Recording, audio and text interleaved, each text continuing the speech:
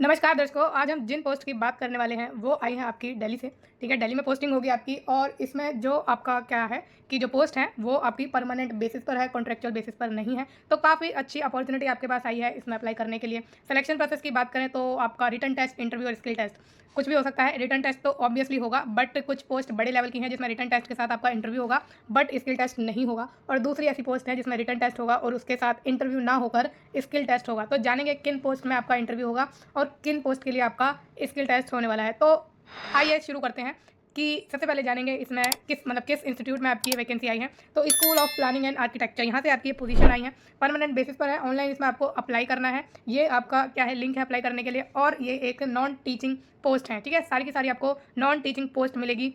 और आगे बात करें कि क्वालिफिकेशन वगैरह तो इसमें हम डेफिनेटली चर्चा करने वाले हैं। लास्ट डेट देखो काफ़ी नज़दीक है, 5 जुलाई है। अब और आगे बढ़ते हैं और जानते हैं धीरे धीरे पोस्ट के बारे में। तो पहली पोस्ट आपकी रजिस्ट्रार की है, बहुत बड़े लेवल की आपकी पोस्ट है, आप अच्छे से जानते हैं। तो इसमें जो पे मैट्रिक्स आपका रहने वाला है लेवल 14 रहने वाला है, जिसमें 2,18,200 रुपये पर मंथ की सैलरी बैठती है। ठीक है, और एज की बात करें तो 55 साल है आपकी क्या एज लिमिट। ठीक है, फिर वैकेंसीज की बात करें कि कितनी है, तो एक वैकेंसी है, वो भी अनरिजर्व के लिए है। मोड ऑफ रिक्रूटमेंट में क्या है कि डेपुटेशन भी है और कॉन्ट्रेक्चुअल बेसिस पर भी हो सकती है, दोनों बेसिस पर आपकी ये है। अब आप जो है ये टेंशन मत लेना कि ये आपके कॉन्ट्रैक्ट बेसिस पर है, तो ऐसा कुछ भी नहीं होता। जब आप काम करने लगते हैं आपको उसके अंदर की जो बातें हैं वो पता चलती है, तो ये जो आपकी कॉन्ट्रैक्ट है वो परमानेंट भी हो जाती है। ठीक है, तो ये ऐसा फिक्स्ड नहीं है कि आपकी कॉन्ट्रैक्ट बेसिस पर ही रहेगी। और अगर आप रजिस्ट्रार की पोस्ट पर सेलेक्ट होते हैं तो आपका जो रिज्यूमे है, जो आपकी करियर की अपॉर्चुनिटी है, जो आपका करियर का डायरेक्शन है, वो काफ़ी बेहतरीन तरीके से टर्न लेगा, आप अच्छे से जानते हैं। तो इसमें सारी वैकेंसीज ऐसी नहीं है कि परमानेंट बेसिस पर हो, कुछ वैकेंसी आपकी हो सकता है कि कॉन्ट्रैक्ट बेसिस पर होगी, बट आई थिंक यही है जो इसमें आपका इन्होंने कॉन्ट्रैक्ट बेसिस पर रखा है। बाकी आगे हम चर्चा करेंगे ही। मैंने शुरू में आपको परमानेंट बोला क्योंकि परमानेंट डेफिनेटली इसमें हैंगी पोस्ट। आगे बात करें क्वालिफिकेशन की, एक्सपीरियंस की कि आपको क्या चाहिए। असेंशियली आपको चाहिए मास्टर डिग्री जिसमें आपके 55% मार्क्स हो। मास्टर डिग्री आपकी किसी भी डिसिप्लिन में चलेगी। ग्रेड आपका अगर आपको मिला है तो जो है बी होना चाहिए। ठीक है, आपका जो मास्टर में ग्रेड हो, अगर ग्रेडिंग सिस्टम से आपकी मार्किंग है तो उसमें बी ग्रेड आपका होना चाहिए।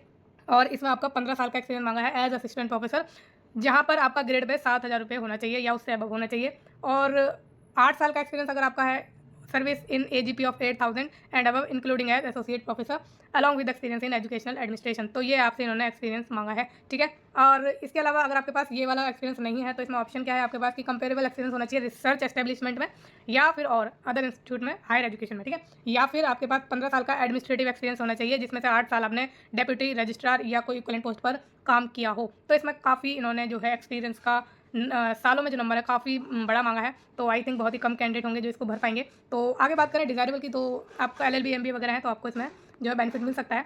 असिस्टेंट है आपकी नेक्स्ट पोस्ट, इसमें आपका पे मैट्रिक्स लेवल 4 है, सी ग्रुप की पोस्ट है और 81,100 तक सैलरी रहती है।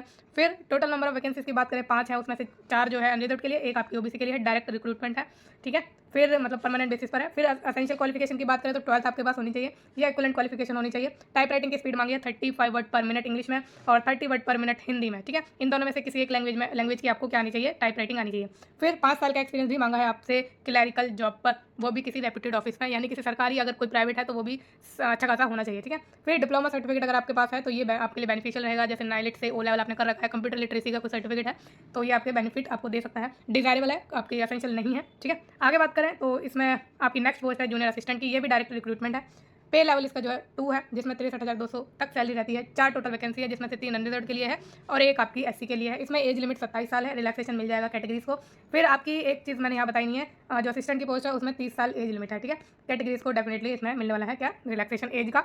अब जो आपकी जूनियर असिस्टेंट की पोस्ट है इसमें भी आपसे 12th ही मांगी है, इक्विवेलेंट होनी भी चाहिए आपके पास या तो। फिर टाइपिंग स्पीड 35 वर्ड पर मिनट इंग्लिश की और 30 वर्ड पर मिनट हिंदी की, दोनों में से कोई एक आपको आनी चाहिए। एक्सपीरियंस की नीड आपको है नहीं, बाकी कंप्यूटर का कोई सर्टिफिकेट ले रखा है, डिप्लोमा वगैरह कर रखा है तो आपके लिए बेनिफिशियल रहेगा।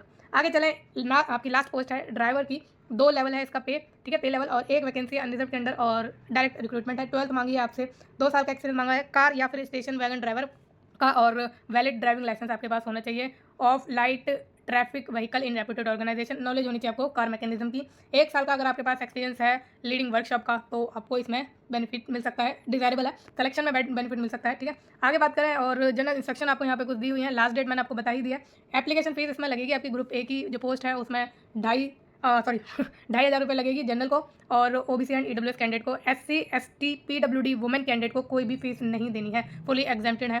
फिर ग्रुप सी की जो पोस्ट है उसमें 1,000 रुपये देनी है जनरल, ओबीसी और ईडब्ल्यूएस कैंडिडेट्स को फीस, और जो एससी एसटी पीडब्ल्यूडी और वुमेन कैंडिडेट है उनको कोई भी फीस नहीं देनी है, ठीक है। और इसमें जो आपको फीस देनी है वो ऑनलाइन देनी है, एसबीआई कलेक्ट के थ्रू आपको देनी है, ठीक है। तो ये चीज़ आपकी इंपॉर्टेंट है, आपको ये थोड़ा अलग तरीका होता है फीस भरने का। अगर आपको कोई डिफिकल्टी हो तो आप मुझसे कॉन्टैक्ट कर सकते हैं, और जो आपकी ये वीडियो है उसके कमेंट सेक्शन में आप मुझसे कुछ भी पूछ सकते हैं। आपको फीस से रिलेटेड ही नहीं, कोई अदर रिलेटेड इन्फॉर्मेशन चाहिए या कुछ भी आपको रेलेवेंट जॉब से रिलेटेड गाइड चाहिए, तब भी आप मुझसे कॉन्टैक्ट कर सकते हैं कमेंट के थ्रू।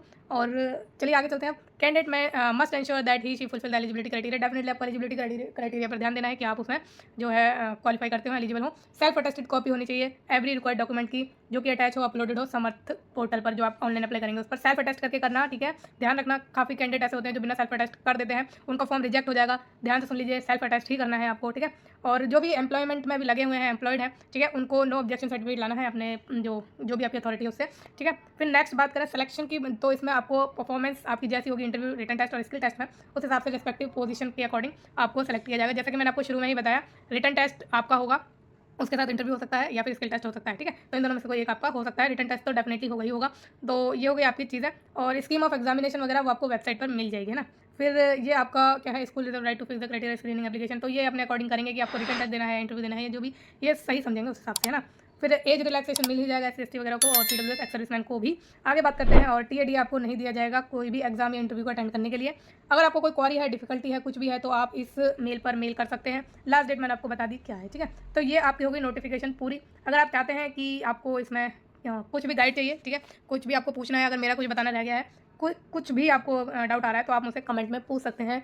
और ये वीडियो कैसी लगी है आपको मुझे कमेंट में ज़रूर बताना। और अगर आप मेरे द्वारा कोई भी बनाई गई वीडियो आपके करियर में हेल्प कर रही है, या फिर आपको अच्छी लग रही है, आप उसमें अप्लाई करते हैं, या फिर आप मतलब आपके लिए बेनिफिट है वो किसी भी तरीके से, तो please government and private job alerts को लाइक, शेयर और सब्सक्राइब जरूर करिएगा। Thank you so much.